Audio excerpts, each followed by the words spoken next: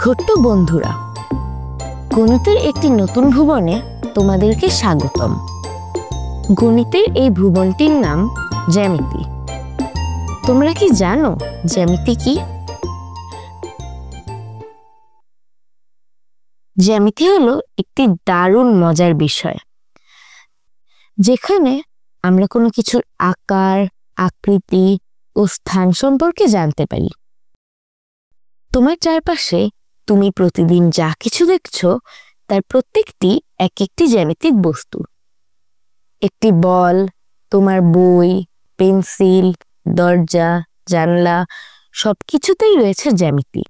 জ্যামিতির মাধ্যমে আমরা জানতে পারি এসব জিনিস কি করে মাপতে হয়, কি করে তৈরি করতে হয়, আরো অনেক কিছু।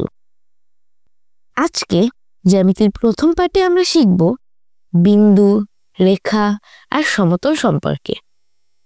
তো চলো শুরু করা যাক। প্রথমেই আসি বিন্দুতে। তোমরা কি কাগজে কখনো একটি ডট এঁকেছো? হ্যাঁ, ওইটি হলো বিন্দু। বিন্দু খুব ছোট, এটি মাপা যায় না। এর দৈর্ঘ্য নেই, প্রস্থ নেই, উচ্চতা নেই। এর শুধু অবস্থান আছে, আর কিছুই নেই। বিন্দুকে আমরা ইংরেজি বর্ণমালা যেমন এ, বি, সি, ডি এর সাহায্যে প্রকাশ করে থাকি। যেমন এটি একটি বিন্দু, এর নাম এ। আবার এটি একটি বিন্দু, এর নাম বি। আমরা যদি দুটো বিন্দুকে এভাবে যুক্ত করি তাহলে আমরা একটি রেখা পাই। রেখা দুই রকম হতে পারে, একটি সরল রেখা ও অন্যটি বক্ররেখা। দুটি বিন্দুকে যুক্ত করার এই রেখাটি যদি এদিক ওদিক ঘুরে বা এভাবে বেঁকে যায় তখন তাকে বলে বক্ররেখা।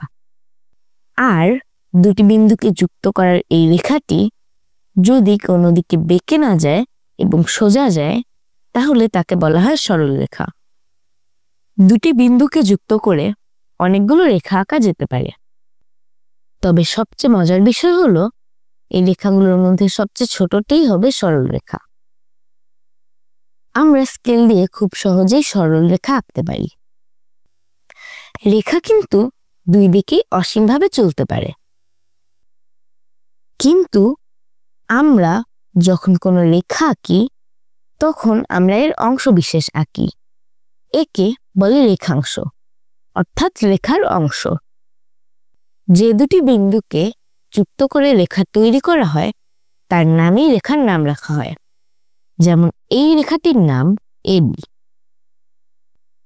আর সমতল হলো বিন্দু ও রেখার সমাহার, যেখানে কোনো সরল রেখা আঁকা যায়। সমতল এক ধরনের চ্যাপ্টা পৃষ্ঠ বিশেষ। তোমার খাতার যে কাগজটি রয়েছে তা একটি সমতল। তুমি এখানে যেভাবে খুশি সরল রেখা আঁকতে পারো। তোমার স্কুলের ব্ল্যাকবোর্ড, টেবিলের উপরের অংশ এক ধরনের সমতল। বিন্দু, রেখা, সমতল এসবই জ্যামিতির বিষয়। তুমি যখন কোনো কিছু আঁকবে তুমি বুঝবে তুমি জ্যামিতির ভুবনে রয়েছো, জ্যামিতির সাথে আছো। ধন্যবাদ বন্ধুরা, দেখা হবে আবার নতুন কোনো মজার বিষয় নিয়ে।